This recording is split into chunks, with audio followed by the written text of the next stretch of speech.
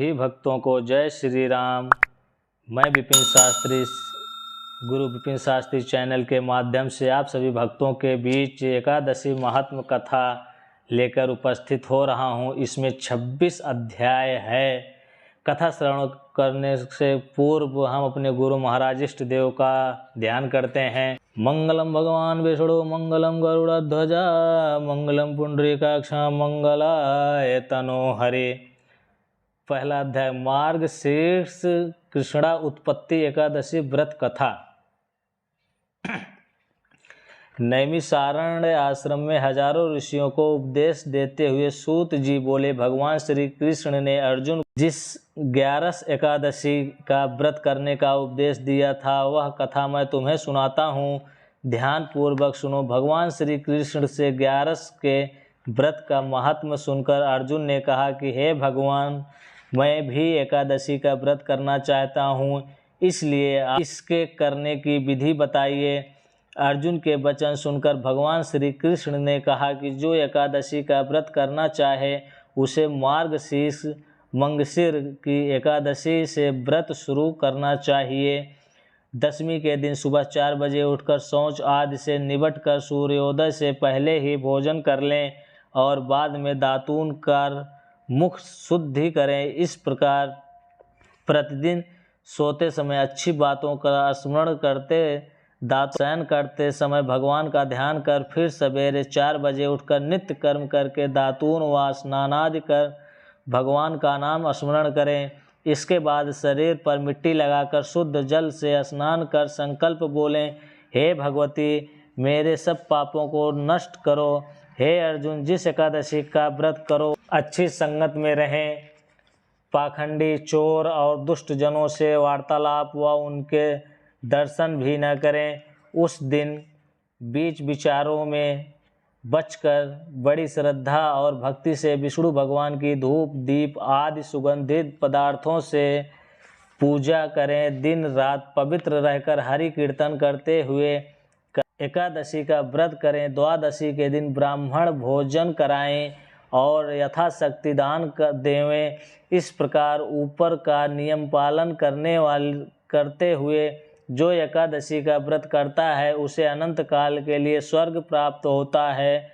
हे अर्जुन, भगवान विष्णु के दर्शन करने तथा गौदान देने आदि शुभ कर्मों से जो फल प्राप्त होता है उससे भी अधिक फल इस व्रत को करने से मिलता है।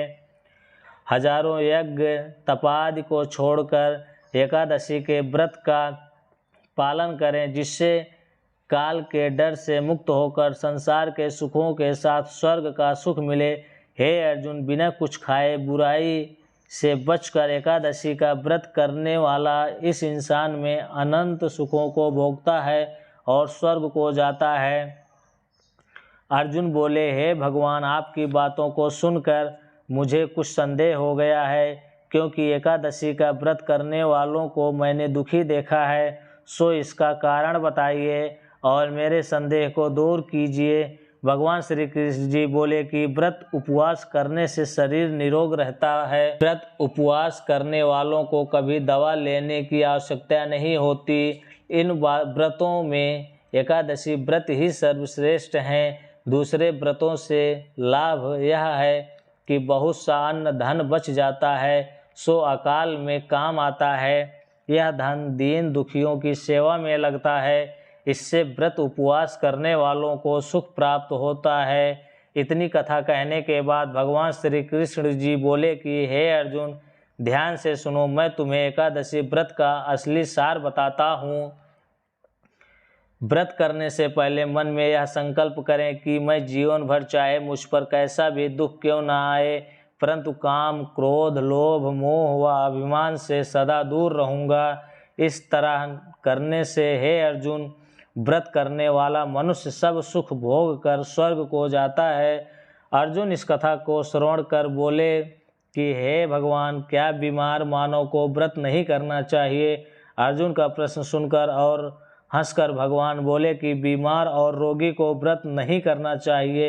हे अर्जुन, एकादशी का व्रत करने वाले सो जो घर वाले लड़ते झगड़ते हैं वो भी नरक में जाते हैं। इसलिए नीच कर्मों से बचते हुए जो थोड़ा सा फलाहार करते हैं वे भी स्वर्ग को जाते हैं। भगवान श्री कृष्ण बोले, हे अर्जुन, अब मैं आपको मंगशीर एकादशी की कथा कहता हूँ, ध्यान से श्रवण करो। एक बार मुर नामक बहुत बलवान राक्षस ने सभी देवताओं को युद्ध में हराकर स्वर्ग का राज्य छीन लिया।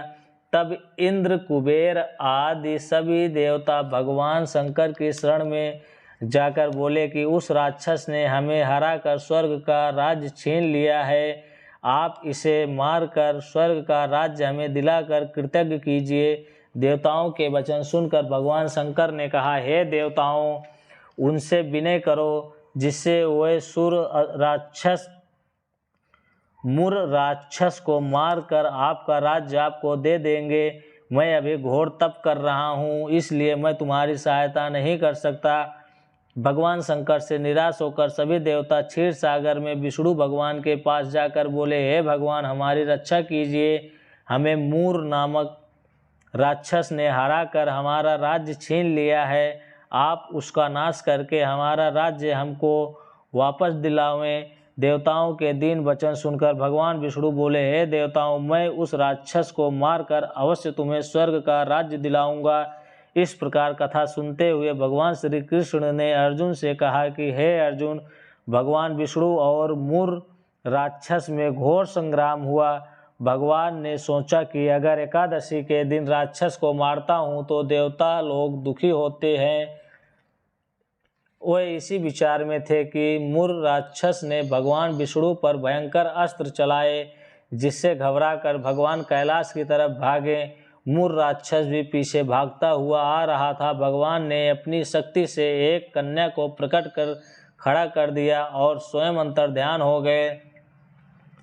जब मुर राक्षस कन्या के पास पहुंचा तो कन्या ने अपने शस्त्र से राक्षस का सिर धड़ से अलग कर दिया। राक्षस के मरने से देवता प्रसन्न हुए और उस देवी की अनेक रूप से स्तुतियां की। इसके बाद भगवान विष्णु ने प्रकट होकर देवी से कहा, हे देवी, आज से तुम्हारा नाम एकादश है, क्योंकि तुमने मार्गशीर्ष एकादशी को प्रकट होकर मुर नामक राक्षस को मारा है। जो व्यक्ति श्रद्धा और शक्ति भक्ति से तुम्हारी पूजा करेगा वह सांसारिक सुखों को भोगता हुआ अंत में विष्णु लोक को प्राप्त हो करेगा। यह कथा श्रवण कर श्री कृष्ण बोले, हे अर्जुन, इस प्रकार जो मनुष्य एकादशी का व्रत करता है वह सब दुखों से छूटकर सुखी रहते हैं, अंत में स्वर्ग धाम को प्राप्त करता है। इसलिए संसार के सब सुखों को पाने के लिए एकादशी के दिन निराहार रहकर एकादशी के दिन किसी दीन दुखी ब्राह्मण को भोजन कराकर स्वयं करना चाहिए।